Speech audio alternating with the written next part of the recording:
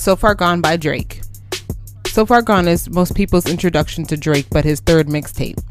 10 years after the original date of its release, Drake got it released on all streaming services. Being the mixtape that sparked Drake's rise, how is So Far Gone 10 years later? Here's our honest review of So Far Gone by Drake.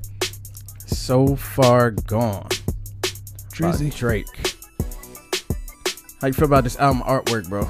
I've always thought it was dope. I just like typography and like how they used it. I thought it was pretty cool. Just a stacking effect. So yeah, really dope. Yeah, I have nothing negative to say about this. From the first time I saw it, I was just like, yeah, that's really neat. Yeah, like, I really like the way they stacked the letters and everything like that. And even if you saw the back of it, the back of it is just the same, where they had all of the song names and format just like that. It was really dope. I remember downloading this as one of the mixtapes from like Dat Piff, when Dat Piff was like one of the best mixtape places to go to. Yeah. And this was that joint. You said you had a story? Well, I never really. When Drake first came out, I was like never fond of Drake, man. I was a Is Drake it because hater. of your love for Cudi?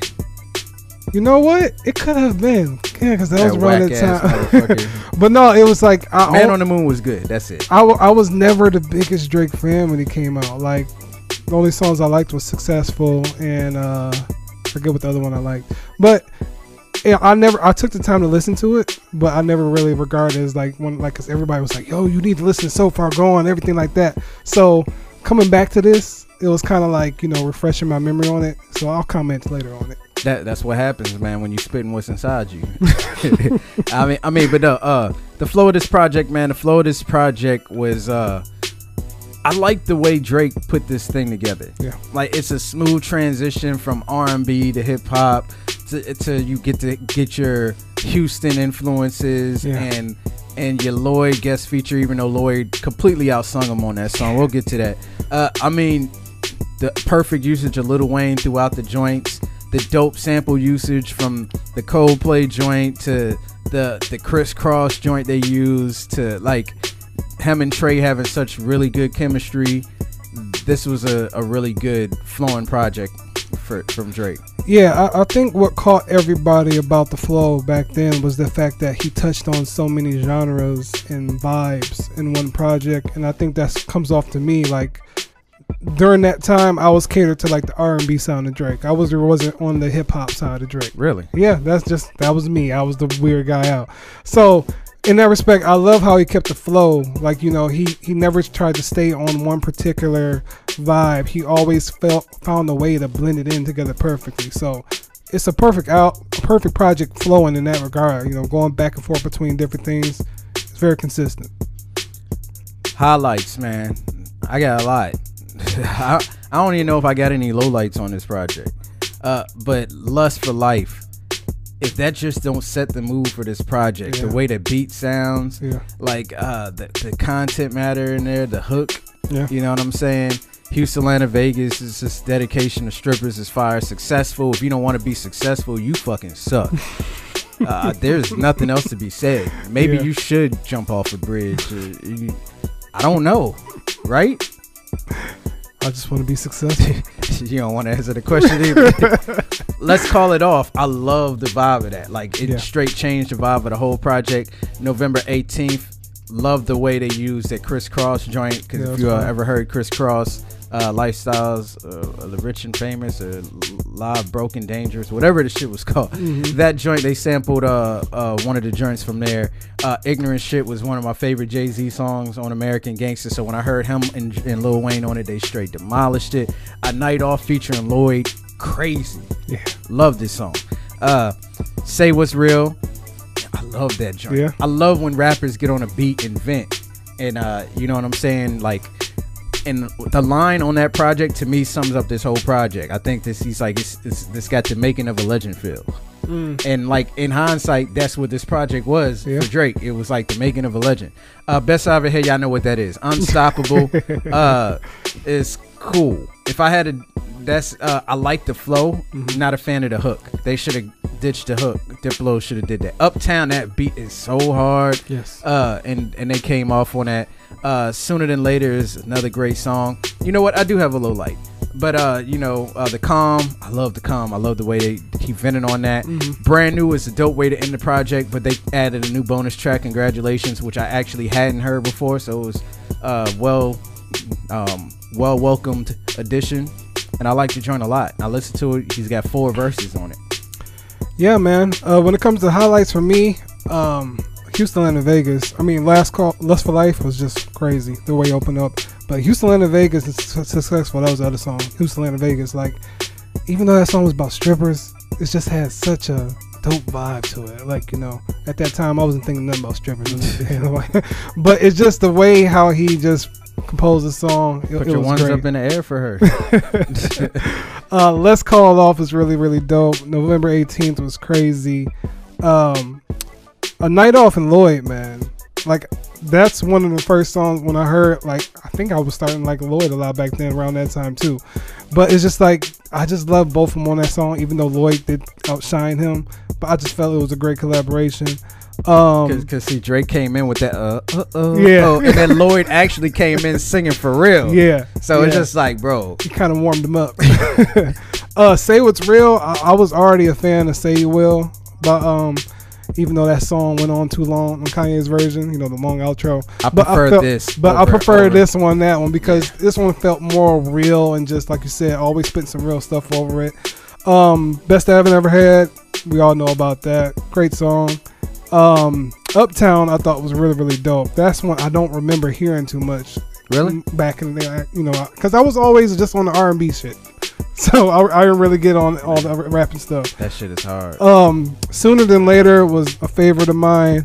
And The Calm, I actually thought was really, really dope. You know, that was one that I said, I was like, okay, he here to stay.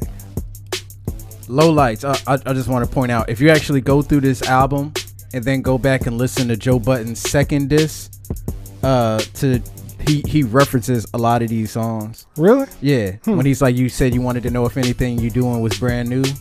Like, you know what I'm saying? Like, Joe, that's how you knew Joe was a real fan of Drake, because he referenced like a lot of the things said in a lot of these songs. Didn't know that. You know what I'm saying? But so when you go back, if you want to listen to the Joe joint, you'll probably be like, damn, I didn't catch that before. But he was a real Drake fan. I have one low light, and that is Bria's interlude. Now, this song, I from my understanding, it was dedicated to Bria Miles. Okay. You've seen her before. Yes. Because, like, her stuff used to be, like, all my wallpapers. Okay. So some stuff is probably still up there on my computer. She was in the Gold Link and Miguel joint. Okay, yeah. All My Bitches Got Friends. Yeah. The brown skin one with the long hair. Yeah. That's who the song was dedicated to. That's what's up. But what the fuck are him and Omarion singing about? Come and fly with me, and that shit sounds weak. The beat is beautiful. The way they're singing sounds dope, but the way they're using that talk box thing on the vocals on a hook sounds bad to me, and I've never vibed with this song. I've always skipped it when Bria's interlude came on. Gotcha.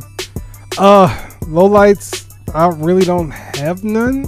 I mean, I could say that the project has grown to me, like, you know, as a whole, because, you know, I was just never on the rapping side of Drake, but I guess, you know, getting more familiar with Drake's music over the years have me more appreciative of the fact of what he's done with this, because a lot of artists got this kind of sound now where, you know, you can go back from hip-hop to R&B and everything like that. So I guess, you know, I don't really have no light. It's just appreciation for the fact that he kind of started this one wave of artists that be comfortable with, like, you know, letting out your feelings and your emotions and get back to hard rapping at the same time. So I think that's pretty dope. Yeah, man. Final thoughts. Look, man, from Outkast from Brand Nubian all the way to Outkast to Tribe Called Quest to Kanye West, Kid Cudi to Drake. Like, it was like a transition from all of these artists to the next artist to the next artist. Yeah. Without the one before, there wouldn't be them. Yeah. And this was like that fork in the road, like you said, for a lot of artists to feel comfortable singing and harmonizing on joints. Yeah. Drake kind of like launch padded that. And Drake never, like, I always felt like Drake could possibly be the best rapper ever, but I felt like he sung too much. Okay. I was just like, yo, man, like, if he stopped singing and just rap. I think Charlamagne's even said that too. Charlamagne always says if he just stopped rapping, he could probably just say, like, hey, I'm the best rapper ever, along with Jay. You know, but I just like how he hasn't compromised. He's gave us hits on both ends of the spectrum. R&B songs, dance hall songs now. You know what I'm saying? Pop's records, like Drake do it all. Yeah. And he's definitely the most successful hip hop artist like right now from this generation. You know, not because Jay-Z's not from this generation. Right. And I really like everything Drake's done. I think this is Drake's first or second best project he's ever put together. And if you haven't heard this, I don't know what to say to you, man. Yeah, man, this is definitely the blueprint when it comes to artists that likes to sing and rap on their tracks, man. It's just, you know, he does it in such a way that it came off as organic. It didn't come off as I'm trying to just do two different things and fuse them together. No, he did it in such a way that just came off as really authentic, fresh, and new. And even after 10 years, it still sounds good. The production is held up very well, and everything just sounds really great and well put together. Final grade, man. Look, I'm gonna give it a check. Obviously, it's so far gone. There's barely anything negative you can say about it. It's bars throughout, and the thing I like about Drake's bars is sometimes they're like oxymorons, or they're just some really real shit just being said there. Yeah. There's so many standouts on this project. So much stuff you can grow listening to.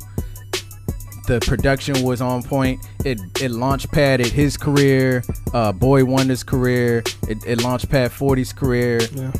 You know what I'm saying? Like the whole, you could argue it helped launch The Weeknd's career. Yeah. You know what I'm saying? Like this kind of gave Toronto the damn spark to wake the hell up. Because there's a lot of people coming out of Toronto now. Yeah, you know what I'm saying? And when The Weeknd came out with those first 3 mixtapes, like they reminded me a lot of Drake, just with a lot of echo and stuff added to it. But this was the start of a lot of people's careers, and it's a very good project. You should definitely check it out. Yeah, man, most definitely a check. I feel like, 10 years ago I was missing out. I was just focusing on all the R&B. I was hating. But, I really have a more appreciating now. It's just like, I love the fact that it just came off as something really complete and fresh and new. And it's just a great project. Yeah. I hope that Wale and J. Cole follow his lead and release their mixtapes. Yes. They need to. Get the warm up. Get album About Nothing, More About Nothing, Friday Night Lights, all on streaming. Forlorn, something Miles and Running. I can't remember. 100 Miles and Running. Like all of these projects. Get all your mixtapes on. Get all these mixtapes on streaming service, because for some reason Back to Ballin' got removed from my damn Forlorn project. Well, not just that, because most people don't know how to go and get mixtapes. Believe me, it's just crazy. So I feel like there's people that missed out. That's what I'm saying. Not many people know how to go and get mixtapes. So put them on streaming networks. You'll get to hear some stuff that you may not, be up on. So I feel like that's a great idea. And fans are gonna stream the hell out of it. Yeah. So y'all gonna get paid too. Cause I play More About Nothing like it's crazy. Yeah, man.